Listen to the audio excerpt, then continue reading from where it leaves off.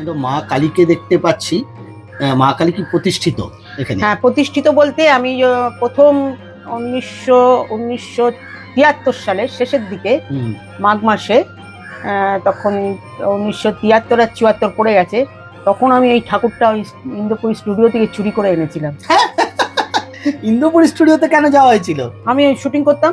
আচ্ছা, অনেকগুলো cinema shooting করেছি, মৌচাক, ব্রজবলি, মৌচাক, সেই মৌচাক, বিখ্যাত মৌচাক। ওই পাগলা গারদ কোথায় আছেন এই বুঝিতা জানা, ওই গানটাতে আছেন আপনি? হ্যাঁ, ওই গানটাতে নাচ আমাদের করেছি। সৌভাগ্য হয়নি। হ্যাঁ, এখনো দেখা যাবে, এখনো দেখা যাবে। নাচের, হ্যাঁ, মিঠু মুখার্জির পরেই আমি দাঁড়িয়ে আছি। আমি খুব ভয় পেয়ে গেছিলাম, এত ভয় পেয়ে গেছিলাম, মাঘ মাসে আমি ঘেমে চান করে গেছি। কেন কেন এত ক্যান্সেল করে দিয়েছিল, বললো না কাট করো, কাট করে তারপরে উত্তম দা এসে আমার মাথায় হাত দিয়ে বলছে কি হচ্ছে আপনার অসুবিধা, বলুন তাই এক গ্লাস জল দিন তো ওনাকে। উত্তম কুমার এসে বললেন? একদম এই ঠাকুর সামনে বলছি, মাথায় হাত দিয়ে হাত বোলাচ্ছেন, তারপর বলছে জলটা খাইয়ে দিয়ে তারপর বললো একটু বসতে দাও, আবার স্টার্ট করো। ওনার সঙ্গে মিঠু মুখার্জিরও ব্যবহার ভীষণ ভালো।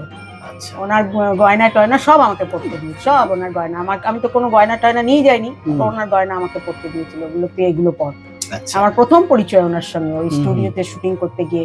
তারপর অনেকগুলো বই করেছি, ব্রজবলি করেছি, তারপরে প্রক্সি করেছি, তারপরে হিন্দি করেছি, নাচের সিন ছিল, কিতনে পাস কিতনে দূর, পল দত্ত, রীতা ভাদুরী, ওনাদের সঙ্গে নাচের, ওখানে নাচের ডিরেকশন আমি দিয়েছিলাম 75 কি 76 মানে সালে। আপনি তাহলে নাচটা একেবারে সে পেশাগতভাবে না, বাবার ফাংশন হচ্ছিল, আমার বাবার ফাংশনে আমি নাচতে গেছিলাম। তখন আমার দিদি আমাকে নাচ শেখাতো, ঘরোয়া নাচ আর কি, আমার দিদি শেখাতো।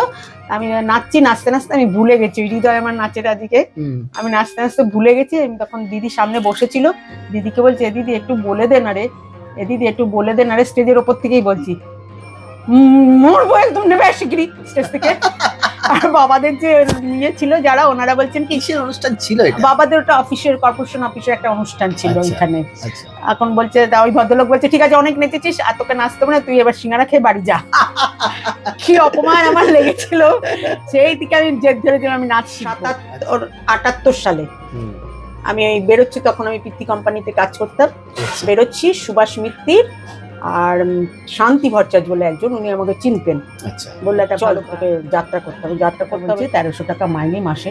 আমি 1300 টাকা মাইনে দেবেন শুনে আমি যেন মনে হচ্ছে আকাশ থেকে পড়লাম। 1300 টাকা মাইনে এখন 77 সালে? বলছে হ্যাঁ একদম বাধা ধরা, 1300 টাকা মাইনে। ওই গেলাম, তারপরে গেলাম, সেটা কোন অপেরা? চন্দ্রলোক অপেরা।